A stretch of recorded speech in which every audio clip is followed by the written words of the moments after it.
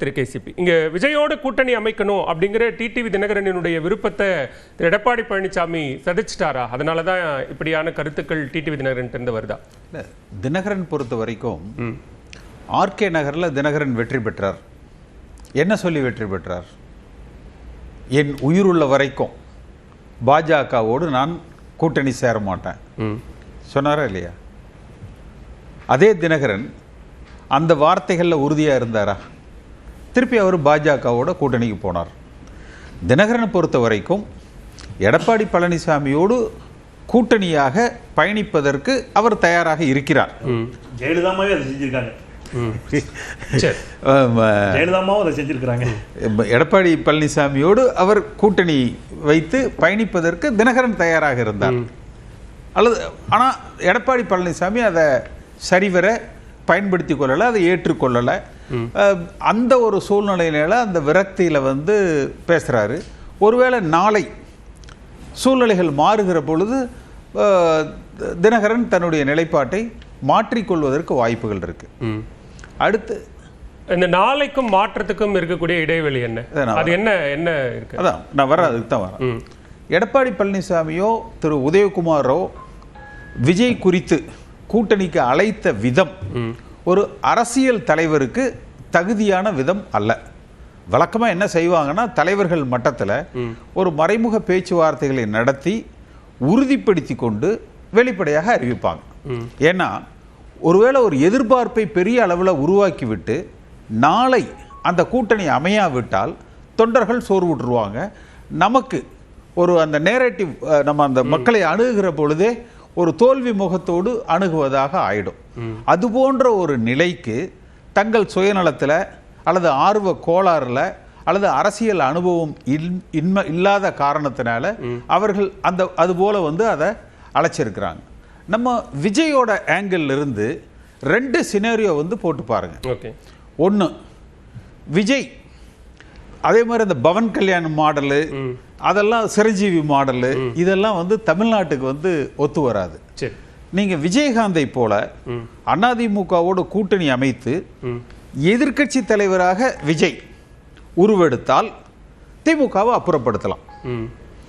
அப்படி இல்லைன்னா அதிக இப்ப கேள்வி அதுதான் வருது. இப்ப டிடிவி தினகரன் தொடக்கத்துல இருந்து இல்ல அவர் தொடக்கத்துல இருந்து அதுதானே சொன்னார். விஜயகாந்தை போல ஒரு தாக்கத்தை விஜய் ஏற்படுத்துவார் அப்படிங்கிற ஒண்ணு அவர் சொன்னார். விஜய் தலைமையில ஒரு கூட்டணி அமையும் அப்படின்னு எக்ஸ்பிளைன் பண்றேன்னு சொல்றேன். அதனால தான் அதை எக்ஸ்பிளைன் பண்றேன். அப்படி அவர் சொன்னதுனால தான் அதை எக்ஸ்பிளைன் பண்றேன். இப்ப விஜய் ஒரு 25% வாக்குகளை பெறுறாருன்னு வச்சுக்கோங்க. எனக்கு தெரிஞ்சு அதிகபட்சமா இதுவரை யாரும் 25% மேல அவர் பெறுவார்னு சொல்லல. 25% பெறாருன்னு வச்சுக்கோங்க. அதிமுக 30% வருதுன்னு வச்சுக்கோங்க. திமுக வெறும் 35% அந்த கூட்டணி பலத்தால் அவர்கள் பெற்று நிச்சயமாக ஆட்சிக்கு வந்துருவாங்க. அப்ப அடுத்த ஸ்டெப், அடுத்த நாடாளுமன்ற தேர்தலுக்கு இன்றைக்கு இருக்கிற காங்கிரஸோ விசிகேவோ கம்யூனிஸ்டுகளோ இதே கூட்டணியில பயணிப்பாங்க. அப்ப மீண்டும் களம் இதே போலதான் போகும். அது திமுகவை பலப்படுத்தி கொண்டே தான் செல்லும். நீங்கள் இன்னொரு ரிவர்ஸ் போட்டு பாருங்க. அந்த விஜயகாந்த் மாடலில் விஜய் எதிர்க்கட்சி தலைவராகவும் அதிமுக ஆளுங்கட்சி தலைவர், நான் எடப்பாடி பழனிசாமி என்கிற தனி மனிதனோடு நான் உடன்படலை. அவர் செய்வது தவறு, அதை விட்டு தள்ளுங்க. நான் அதிமுக என்கிற கட்சிக்கு சொல்றேன். அப்ப ஆளுங்கட்சியாக அதிமுக வருதுன்னு வச்சுக்கோங்க. அடுத்து வருகிற நல்ல சிறப்பான எதிர்க்கட்சி தலைவராக விஜய் பயணிக்கிற பொழுது அடுத்து வருகிற சட்டமன்ற தேர்தலில் விஜயனுடைய ஆசை என்ன? பாஜகவோடு போறது அல்ல, காங்கிரஸோட போறது, விசிகேவோட போறது.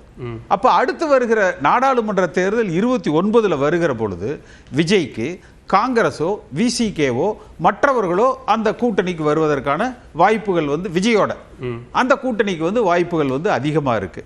அப்ப அதுக்கு அடுத்த 31ங்கிற பொழுது ஒருவேளை களம் திமுக விஜய் அதிமுக என்று வருகிற பொழுது அவருக்கு ஒரு ஸ்திரத்தன்மை அரசியல்ல ஏற்படும். இல்ல, இப்ப இதுவரைக்கும் விஜயின் விருப்பம் அல்லது தாவேக்கவின் விருப்பம் அப்படின்னு பேசக்கூடிய எல்லாமே யூகத்தின் அடிப்படையிலானதுதான். நீங்க சொல்ற காங்கிரஸோ அதிமுகவோ பாஜகவோ எந்த கூட்டணிக்கு அவர் போவதாக விருப்பப்படுறாங்க அப்படின்னு சொல்றது எல்லாமே யூகத்தின் அடிப்படையிலான. இதுவரைக்கும் அவர்கள் தரப்பிலிருந்து எந்த சமிக்ஞையும் வரல.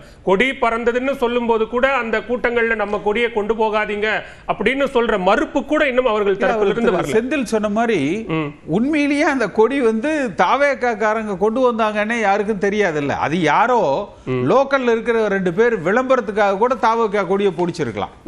எந்த அரசியல் தலைவரும் ஒரு அறியாமையில் கூட இப்ப அதிமுக டிஷர்ட் போட்டிருந்தாருங்கிறதுனால அவர் அதிமுக அப்படின்னு சொல்லலாமா? இல்ல, அதிமுக கூட்டத்துக்கு போயிருக்கிறதுனால அவர் நம்ம அதிமுகன்னு எடுத்துக்கிறோம். ஆர்வ கோளாறுனால தாவாக்கா கொடியை பிடிச்சிருக்கிறாருன்னு நம்ம எடுத்துக்கிறோம்.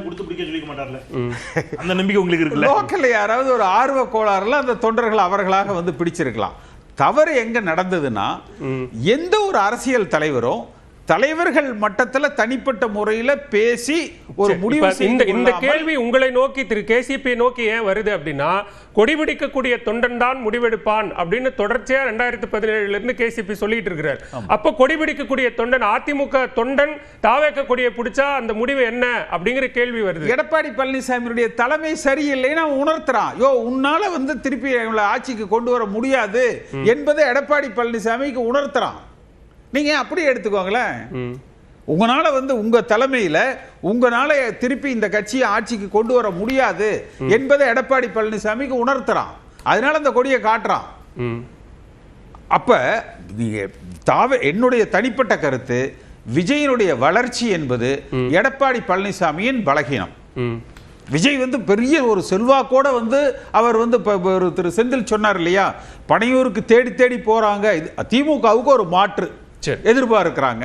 அந்த மாற்று அரசியலை மிகச்சரியாக திரு எடப்பாடி பழனிசாமி கையாளல. அதுதான் நான் என்னுடைய பதிவிலையும் போட்டிருந்தேன்.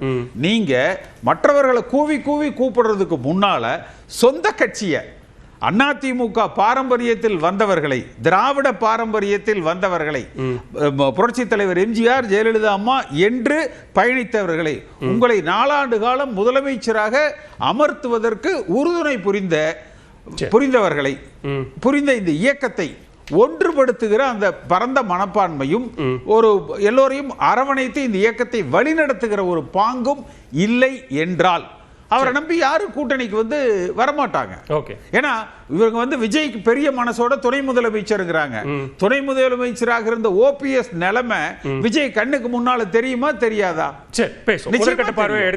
அதை யாருமே வந்து ஏற்றுக்கொள்ள மாட்டார்கள். பேசுவோம். இங்க திமுகவை வீழ்த்தணும் அப்படிங்கிற ஒரு ஒற்றை நோக்கத்திற்காக எல்லா எதிர்க்கட்சிகளும் ஒன்னா ஓரணியில சேருங்க அப்படிங்கிற கோரிக்கையை அதிமுக விடுக்குது. தமிழ்நாட்டுக்கு தலைமை அதிமுக தான் அப்படிங்கறது தெளிவுபடுத்தியாச்சு. ஆனா முதலமைச்சர் வேட்பாளர் யாருங்கிறத அமித்ஷா தான் தீர்மானிப்பார் அப்படின்னு காங்கிரஸ் சொல்ல வேண்டிய தேவை என்ன, ஏன் எழுது? இல்ல, அப்போ அதிமுக பாஜக வந்து ஒரு நிர்பந்தத்தின் அடிப்படையில் அந்த கூட்டணி உருவாக்கப்பட்டிருக்கு. ஒரு இயல்பான கூட்டணி அல்ல, ஒரு சந்தர்ப்பவாத கூட்டணி. மியூச்சுவல் பெனிஃபிட்டுக்காக அந்த கூட்டணி அமைக்கப்பட்டிருக்கு. அது தமிழ்நாட்டு நலனும் கிடையாது, எடப்பாடியை பொறுத்தவரை தேசிய நலனும் கிடையாது. அந்த கூட்டணி அமைந்திருக்கு. அமித்ஷா வந்து அந்த கூட்டணி அறிவித்தார். அந்த அறிவிக்கிற மேடையில் வந்து எடப்பாடி பேசுவதற்கான வாய்ப்பும் வழங்கப்படலை. நிர்பந்திக்கப்பட்ட கூட்டணி. ஏன்னா பொலிட்டிக்கலி கிளாரிட்டி கிடையாது. ஏன் இல்லைன்னா, எடப்பாடி அரசியல் பயணம் இருக்குல்ல, அவர் எப்படி வந்தார்னு